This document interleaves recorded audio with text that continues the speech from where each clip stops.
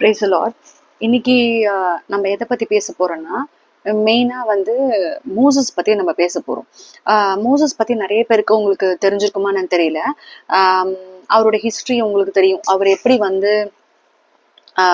ஆம்ப்ராம் and ஜோஷபெட் அவங்களோட பையனா பிறந்து குழந்தையா பிறந்து, அப்புறம் அவரை வந்து 3 months வரைக்கும் ஹைட் பண்ணி வச்சிருந்து ஃபேரோட கண்ணில் படாம, அதுக்கப்புறம் அவங்க எப்படி வந்து அந்த நதியில அனுப்பி அந்த குழந்தைய வந்து ஒரு பேஸ்கெட்ல வச்சு அனுப்பி அது வந்து ஃபேரோவோட டாட்டர் கையில கிடைச்சு அவங்க எப்படி வளர்க்குறாங்க. ஸோ இந்த இன்சிடென்ட்ஸ் எல்லாமே all are everything, all இல்லை, everything is pre plan by God. ஏன்னா மோசஸ் பிறக்கும் போது பிசாஸ்க்கு கண்டிப்பா தெரியும் Moses is going to be a great person, he is going to be a leader. So அவனுக்கு ஃபுல் விஷனும் தெரியும்.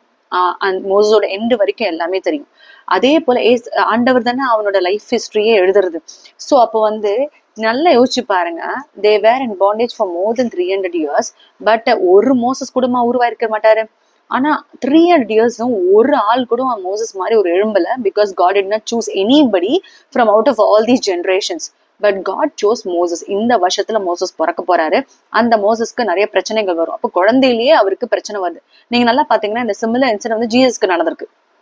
ஜீசஸும் குழந்தையா இருக்கும் போது ஹெரோட் வந்து எல்லா குழந்தைங்களும் சாவடிக்கும். ஏன்னா பிசாசுக்கு வந்து சின்ன வயசுல சாவடிச்சிட்டா ஈஸி, பெருசாக அந்த திட்டம் வந்து ஃபுல்ஃபில் ஆயிடும் சொல்லிட்டு சின்ன வயசுல மோசஸை வந்து தீர்த்து கட்டணும்னு நினைக்கிறாரு. ஆனா but God's plan is something else. ஆண்டவர் அதை ப்ரொடெக்ட் பண்றாரு. இத்தனை குழந்தை பிறந்திருக்கு, ஆனா ஏன் மோசஸை மட்டும் கடவுள் ப்ரொடெக்ட் பண்ணி அது ஃபேரோட டாட்டர் கிட்ட போகுது? வேற யாராவது எடுத்திருந்தா கூட கண்டிப்பா குழந்தைய கொண்டு இருப்பாங்க. ஏன்னா இஜிப்சியன்ஸ் தான் அங்க ஹையர் ரேங்க், லோவர் ரேங்க்ல இஸ்ரேலைட்ஸ் இருக்கிறாங்க, பாண்டேஜ்ல இருக்கிறாங்க, ஒரு சர்வெண்ட் போல இருக்கிறாங்க. அப்ப பாருங்க எவ்வளவு பியூட்டிஃபுல்லா ஆண்டர் மோசஸ் கொண்டு போய் ஃபேரோட டாட்டர் கிட்ட விடுறாங்க. அந்த ஃபேரோ டாட்டர் வந்து மறைச்சி அந்த குழந்தைய வளர்க்குறாங்க. கண்டிப்பா ஃபேரோக்கு தெரியாம இருந்திருக்கும். நல்லா யோசிச்சு பாருங்க, அதே கிங்டம்ல இருக்கிறாங்க, தெரியாம இருந்திருக்கும். இருந்தாலும் கத்தர் அவங்க கண்களுக்கு மறைத்து மோசஸை வளர்க்குறாங்க. So what is use of Moses அங்க வளர்றதுக்கு காரணம் என்னன்னா, அவன் எல்லா விதமான ஸ்கிரிப்சர்ஸ்லயும் படிப்புலயும் தேர்ந்தவனா மாறிட்டான். So he was like well learned educated ஒரு யங் மேன். ஆனா என்ன ஆயிடுச்சுன்னா அவன் பயங்கர கோவக்காரன். அப்ப ஒரு ஒரு என்ன இருந்தாலும் இயற்கையா அவனுக்குள்ள ஒரு சுவாபம் என்னன்னா, ஒரு பாண்டேஜ ஒருத்தவங்க வந்து ஒரு ஒரு டாஸ்க் மாஸ்டர் அடிச்சு கொல்லும் போது அவனால தாங்கிக்க முடியல. என்ன இருந்தாலும் அவன் ஹீஸ் அன் ஹீப்ரூ.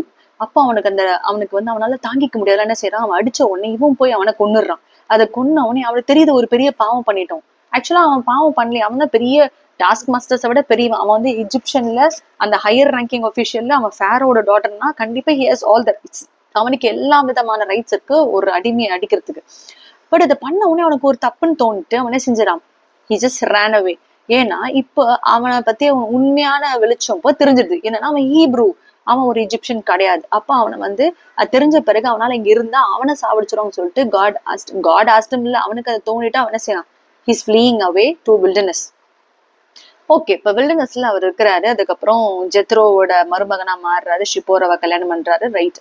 நடுவில் பீரியட்ல பாத்தீங்கன்னா கடவுள் ஒரு இன்ட்ராக்ஷனே கிடையாது. இந்த பக்கம் ஜனங்களுக்கு விடுதலை வேணும். இப்ப மோசஸ் வந்து அங்க உள்ள இருந்தாரு, இஜிப்சியன்ஸ்குள்ள இருந்தாரு. அப்ப இஸ்ரேலைட்ஸ் பாக்குறாங்க, ரைட். அப்பயாவது ஒரு ஒரு பிளஸ் பாயிண்ட் இருக்கு. ஆனா இப்போ ஆண்டவர் பாருங்க, அந்த விதமான ஒரு ஹை சொசைட்டிய விட்டுட்டு அவனை தூக்கி வனாந்தரத்துக்கு அனுப்புறாரு. ஒரு பக்கம் நல்ல குழந்தையிலேருந்து செழுமையான ஒரு இடத்துல வளர்ந்து எல்லா விதமான வெல்தி லெஸ்ல பிளஸ் வந்து அவனுக்கு கிடைக்காத ஆகாரமே கிடையாது, எல்லா விதத்துலயுமே அவன் வந்து வெல்டுவா இருந்தான். ஒரு ரிச் ஆம்பியன்ஸ்ல இருந்தவன் சடனா பார்த்தா ஒண்ணுமே இல்லாம ஒரு வனாந்திரத்துல ஆடுகளை மேய்க்க கத்தர் விட்டார். எங்கேருந்து எங்க சம்பந்தமே இல்லை. அப்ப அந்த வனாந்தரத்துல அவன் விடும் போது அவன் வந்து தாழ்மையை கத்தர் கத்து கொடுக்குறாரு. அங்க வந்து ஒண்ணுமில்லாத இடத்துல அவன் போய் அவனை சில ஆடு மேய்ச்சிட்டு இருக்கும் போதுதான் கத்தர் வந்து, நல்லா பாருங்க, எல்லாம் இருக்கும் போது ஆண்டர் பேச மாட்டார். ஒன்றுமில்லாத இடத்துல எல்லாவற்றையும் உருவன பிறகு தனியா பச்சைமாய் போகும்போது அங்க ஆண்டர் பேசுறார். ஏன்னா மோசே கிட்ட அந்த இஜிப்சியன் இதுல அந்த கிங்டம்ல இருந்து ஆண்டர் பேசும்போது சத்தியமா மோசஸ் கண்டிப்பா லிசன் பண்ணிருக்கவே மாட்டார்.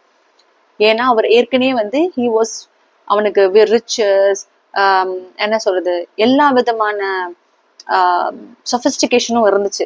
அப்ப வந்து அவனுக்கு வந்து எந்த ஒரு தேவை ஒரு லேக்கிங்கே இல்லை. அப்ப ஆண்டர் பேசினாலும் அது வேஸ்ட் தான், கண்டிப்பா கேட்டிருக்க மாட்டான். ஆனா இப்போ he is nobody, Moses is nobody. அவன் ஒரு அனாதை மாதிரி ஒரு ஒரு வில்லனஸ்ல ஃபிளாக்ஸை மேய்ச்சிட்டு இருக்கும் போது அங்க ஆண்டர் பேசுறாரு. எப்பவுமே நம்மளோட லைஃப்லயும் எல்லாம் இருக்கும் போது கத்தர் நம்ம கிட்ட பேசும்போது நம்மளால காது கொடுத்து கேட்கவும் முடியாது, நம்மளும் அந்த சுச்சுவேஷன் இருக்க மாட்டோம்.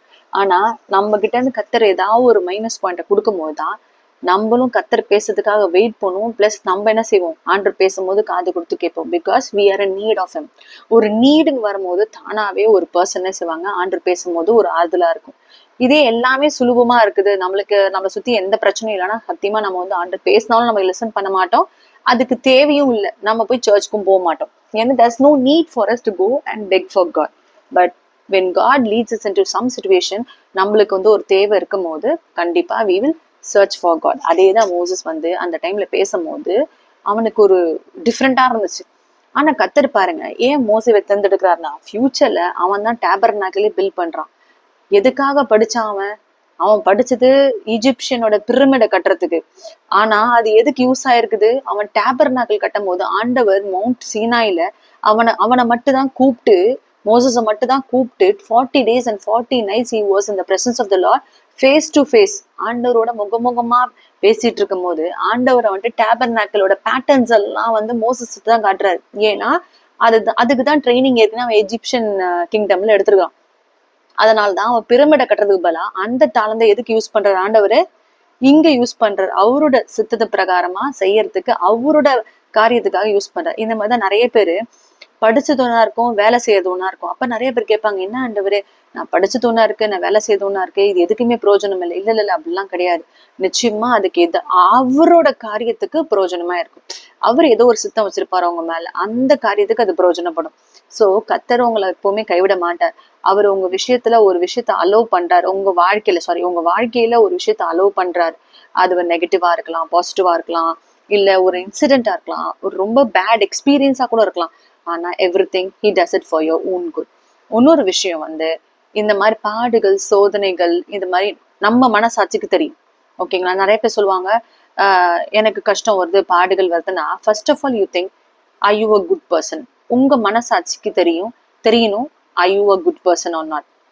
உங்க மனசாட்சிக்கு கண்டிப்பா தெரிஞ்சதுன்னா வேற யாரும் ப்ரூவ் பண்ண தேவையில்லை. இப்ப நம்ம பண்றது தப்பு இல்லைன்னு நம்ம மனசாட்சியை குற்றப்படுத்தும். இப்ப நம்ம பண்ற தப்பு இல்லை, நான் கரெக்டா தான் பண்ணேன், ஆனா நடந்த சுச்சுவேஷன் இந்த மாதிரி பேடா இருக்குன்னா அப்ப கத்தர் அலோவ் பண்றாரு. கத்தர் உங்களை அலோவ் பண்றாருன்னா அவர் உங்களை நேசிக்கிறார், உங்களை வந்து அவர் பக்கத்துல வச்சுக்கணும்னு ஆசைப்படுறாரு. எப்பவுமே ஒரு மேனுக்கு எல்லாமே இருந்துச்சுன்னா வச்சுங்களா, ஒரு குடும்பம் நல்லா ஆகுது, நல்ல வேலை, நல்ல ஜாப், நல்ல பணம் எல்லாமே இருந்தா, சிக்னஸ் இல்லை, ஹெல்த்தியா இருக்காங்கன்னா, they will never search for God. சர்ச்சுக்கு வருவாங்க, உட்காருவாங்க, போயிட்டே இருப்பாங்க. மற்றபடி ஒரு ஒரு தேடல் இருக்காது, ஒரு நீட் இருக்காது. அதே சில பேர் பாத்தீங்கன்னா அதே சர்ச்சுக்கு வருவாங்க, அவங்களுக்கு நிறைய தேவைகள் இருக்கும், முட்டிக்கால் போட்டா கண்ணீர் தான் வரும். அப்படின்னா காட் அந்த மாதிரி வச்சிருக்கிறார். You should be happy and proud enough that God has chosen me for this thing.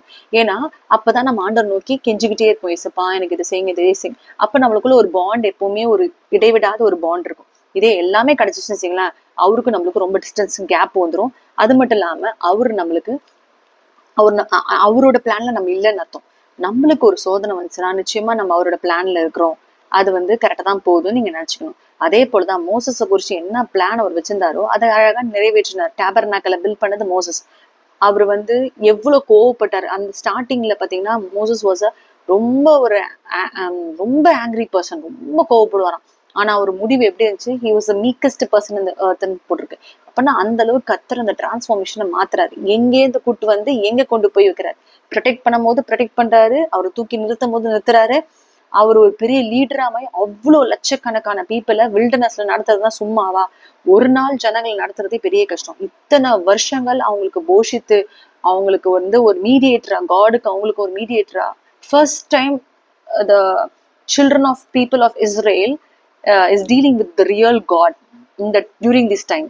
Abraham, Jacob அவங்க எல்லாம் வந்து ஒத்த ஆளா ஆண்டுகிட்ட பேசினாங்க. ஆனா இப்ப எல்லாருமே ஆண்டவர் செய்யற செயல்களை கண்ணோக்கி பாக்குறாங்க. மண்ணா கீழே விழுது, மவுண்டன் ஜாயின்ல வந்து மவுண்ட் சீனாயில வந்து அந்த மேல இருக்கிற பத்தி எரியுறது, out of the fire smoke God's voice is trembling. இதெல்லாம் அவங்க ரியலிஸ்டிக்கா அவங்க எக்ஸ்பீரியன்ஸ் பண்றது வந்து இங்கதான். ஸோ அதெல்லாம் கண்ட்ரோலுக்குள்ள கொண்டு வரணும்னா மோசை எவ்வளவு பாடுபட்டிருப்பார் as a single person.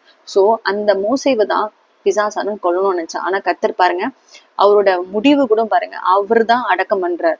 So what a beautiful story of Moses. மோசஸோட டிரான்ஸ்ஃபார்மேஷன் இந்த வில்டர்னஸ்ல தான் அதிகமாக நடந்திருக்கு. எப்படி இந்த ஜனங்கள் மூலமா தான் அவருக்கு நிறைய டிரான்ஸ்ஃபார்மேஷன் நடந்துச்சு. இந்த ஜனங்களை கொண்டு போகும்போது தான் அந்த பர்பஸ்க்காக தான் ஆண்டவர் மோசஸை உருவாக்குனார். 300 இயர்ஸ்க்கு அப்புறம் ஒரு விடுதலை, ஒரு லீடரை வந்து கடவுள் வந்து உருவாக்குனது அந்த 300 இயர்ஸ்க்கு அப்புறம் தான். ஸோ இந்த மாதிரி நீங்களும் ஒரு மோசஸா இருக்கலாம், நானும் ஒரு மோசஸா இருக்கலாம், யார் வேணா மோசஸா இருக்கலாம். ஆனா கர்த்தரோட பார்வையில அவரோட சித்தத்தின் பிரகாரம் நடந்து அவருக்கு கீழ்ப்படிந்து நம்ம இந்த டிரான்ஸ்ஃபார்மேஷனுக்கு நம்ம கீழ்ப்படிந்து அண்டர்கோ பண்ணும்போது நம்ம முடிவு ரொம்ப சம்பூர்ணமா இருக்கும். It will be peaceful ending. So இதுதான் நான் மோசஸை பத்தி பேசணும்னு நினைச்சேன். இன்னும் நிறைய விஷயங்கள் இருக்குது. லேட்டர் ஆன் வீடியோஸ்ல I will explain more about it. So இது ஷார்ட்டா நான் முடிக்கணும் விரும்புறேன். ஸோ தேங்க்யூ ஃபார் வாட்சிங். And if you have any questions about related to this, you can just put in the comment box. Okay. Thank you for watching. Praise the Lord.